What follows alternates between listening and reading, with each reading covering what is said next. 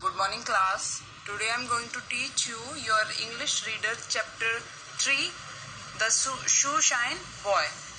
जूते चमकाने वाला लड़का. Okay. So let's start the chapter. It was hopeless to remain there in the small village.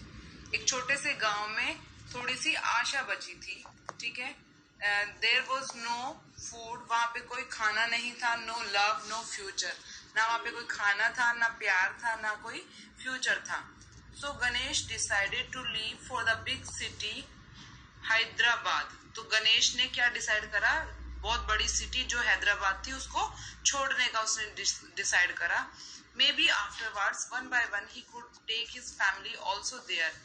May be उसके बाद एक एक करके उसने वन बाय वन एक एक करके उसने अपनी फैमिली मेंबर्स को वहां से ले जाना शुरू किया. He just could not see the hunger and torture his family faced.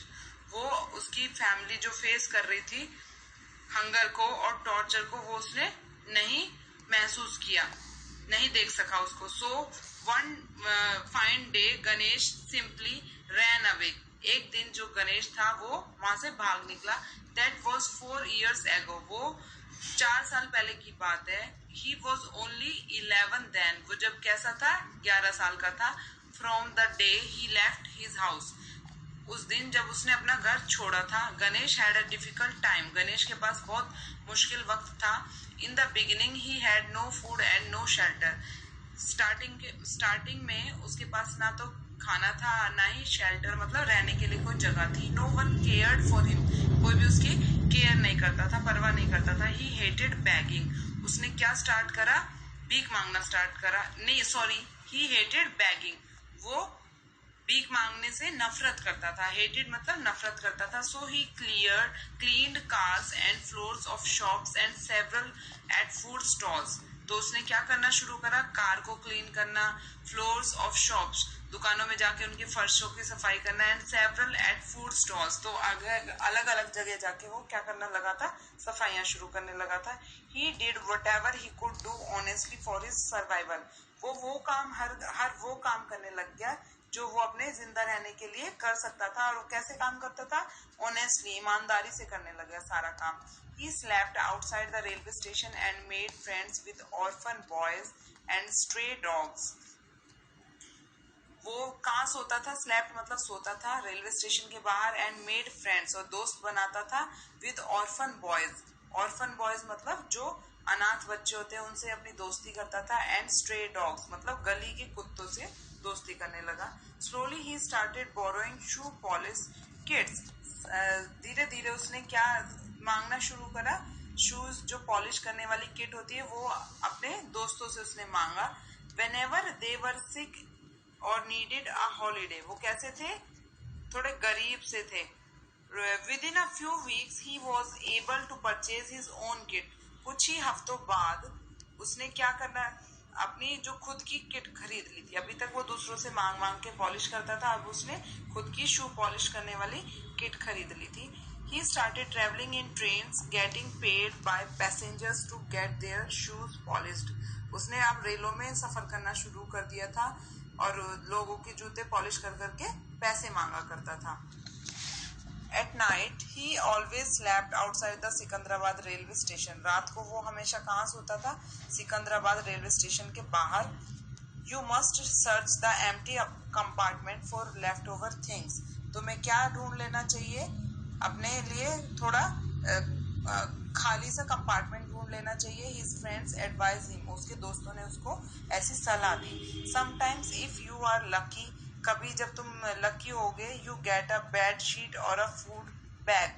ठीक है, धीरे धीरे तुम्हें क्या मिल जाएगा? बेड शीट मिल जाएगा और एक फूड बैग मिल जाएगा. The group decided which pair और ट्रायो. ट्रायो मीन्स जो 3 का पेयर्स होता है उसको ट्रायो बोलते हैं. मतलब 3 लोगों की जो पेयर होगा, 3 लोगों की जो दोस्ती होगी उसको ट्रायो बोलेंगे. तो उनका जो ग्रुप बन गया था, किसका? गणेश के बारे में हम पढ़ रहे हैं. तो उसका जो ग्रुप बन गया था उसने क्या डिसाइड करा? Would go on an inspection of which empty train. अब वो क्या ढूंढते थे? इंस्पेक्शन पे जाते थे, मतलब ढूंढने जाते थे कोई खाली train. Usually they found nothing accept empty plastic bottles और डिस्पोजेबल ग्लासेस. उन्हें कुछ नहीं मिलता था सिवाय खाली बोतलों के और डिस्पोजेबल ग्लासेस, जो खाली ग्लासेस रहते हैं, डिस्पोजेबल मतलब जो प्लास्टिक के से ग्लासेस रहते हैं, वो ही मिलते थे बस उनको, बॉटल और वो glasses. But sometimes if they were lucky, लेकिन जब वो लकी थे, they would come across some food items और ए फॉरगॉटन बैग। ठीक है, जब उनका लक काम करता था तो उन्हें कभी खाने की कोई आइटम मिल जाती थी और या फिर किसी का छूटा हुआ बैग मिल जाता था। Ganesh did not like to take those things, Ganesh उन चीजों को लेना पसंद नहीं करता था। His mother had taught him to earn money by working for it. उसकी मम्मा ने उसको क्या सिखाया था कि पैसा कमाओ, किससे? अपने खुद के काम से, काम कर करके पैसा कमाओ, कभी किसी दूसरे की चीज नहीं लो। Only hard work can bring us success. हमें बस कठिन मेहनत ही हमें सफलता दिला सकती है। She used to say, ऐसे वो कहा करती थी। कौन? गणेश की माँ। Begging or stealing cannot open any magic door for us. भीख मांगना और चीजें चुराना हमारे लिए कोई जादू के दरवाजे नहीं खोल सकता। But his new friends had taught him otherwise, that accepting leftover was not a theft and not so sin at all. लेकिन उसके दोस्त कहा करते थे कि लोग जो अपनी चीजें भूल जाते हैं वो कोई चोरी नहीं है। It would not harm anybody, ये किसी को नुकसान नहीं पहुंचाती। So on that lucky night, एक लकी नाइट थी, मतलब उनके लिए लक काम कर रहा था उनका। एक रात गणेश विद बॉबी एंड चीनू, गणेश किसके साथ था? बॉबी और चीनू, उसके दो दोस्त हैं। Was scheduled to be on an inspection tour of a train at the end of its turn. Ganesh knew that Bobby was down with fever and Chinu would be trying to get tickets for a new picture that was a box office hit. अब देखो ये तीनों फिर से जाते हैं train में घूमने। अब किसको फीवर आ जाता है?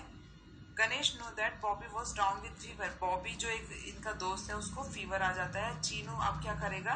टिकट्स खरीदना शुरू करता है। वो किसकी? न्यू पिक्चर की, जो बॉक्स ऑफिस में लगी हुई थी। Maybe he has got the tickets, शायद उसको टिकट मिल जाए। Ganesh thought as he waited for his friend before entering the train alone. Ganesh ने सोचा, वो अब वेट करता है, वो सोचता है before entering the train alone, train में अकेले जाने से पहले।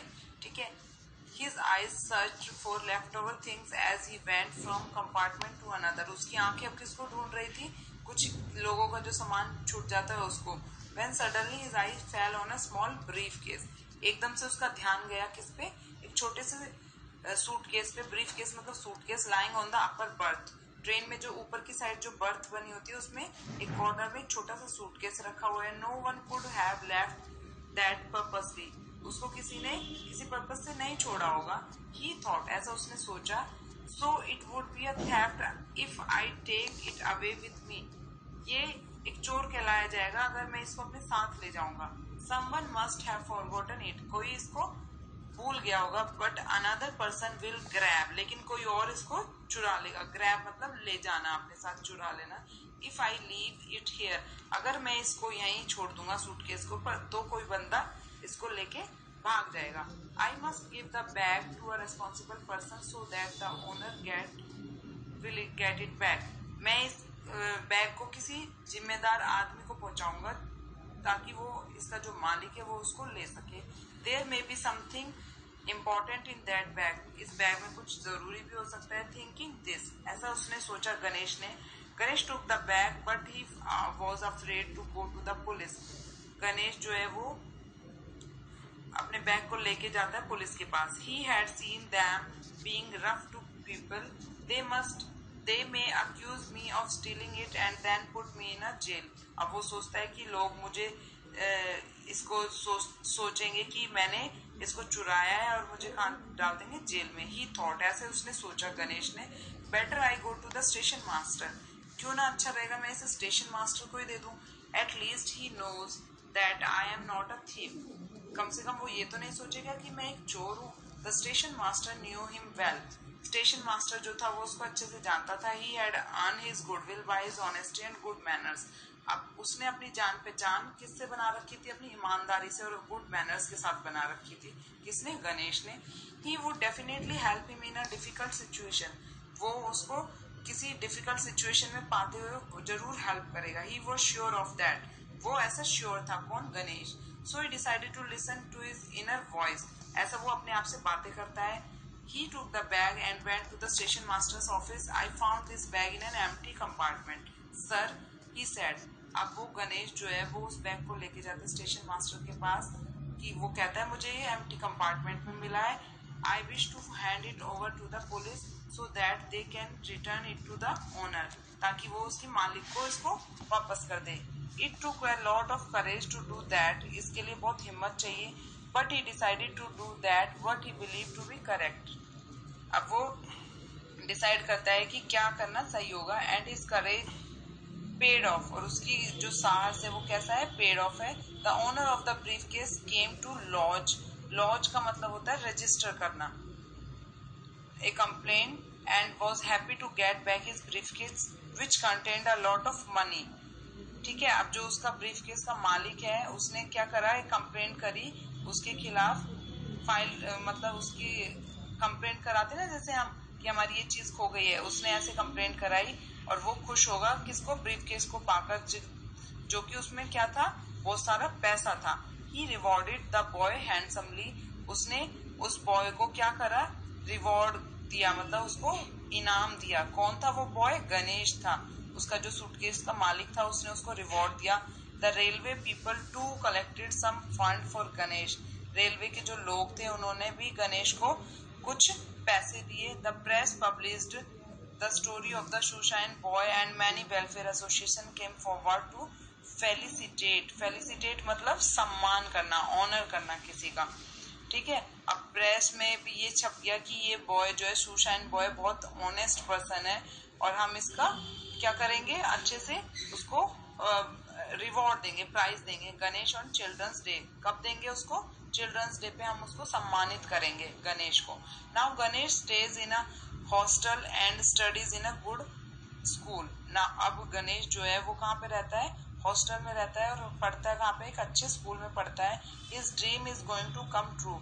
उसका सपना बहुत जल्दी सच होने जा रहा है। In the near future he will be able to get a decent job. अब आगे चल के वो क्या करना चाहता है, बहुत अच्छी जॉब पाना चाहता है and look after his family, और अपनी फैमिली का ध्यान रखना चाहता है। तो ये एक स्टोरी थी किसकी, एक बॉय की। ठीक है, जो कितना ऑनेस्ट होता है, बहुत अपनी ऑनेस्टी से काम करता है। अब उसकी ऑनेस्टी के कारण लोग उसको सम्मानित करेंगे। तो हमें हमेशा जीवन में सफल होने के लिए क्या करना चाहिए, ऑनेस्ट बने रहना चाहिए। अगर हम कोई काम करना चाहते हैं ग्रेट सक्सेस से, तो हमें ऑनेस्ट बनकर रहना चाहिए। ओके क्लास, अब इससे रिलेटेड आपको एक्सरसाइज को करके सेंड करना है। ओके, देखो इसमें पेज नंबर 34 पे क्या दे रखा है, पहले फिलिंग द ब्लैंक्स है, पहले उनको फिल करना है आपको। ठीक है, नीचे वोकैबुलरी है पेज नंबर 35 पे। देखो इसको क्या करना है, pick the odd one out. ठीक है, जो ऑड वर्ड है उसको आपको सर्कल करना है या अंडरलाइन करना है। जैसे फर्स्ट देखो, station master, train, compartment, school.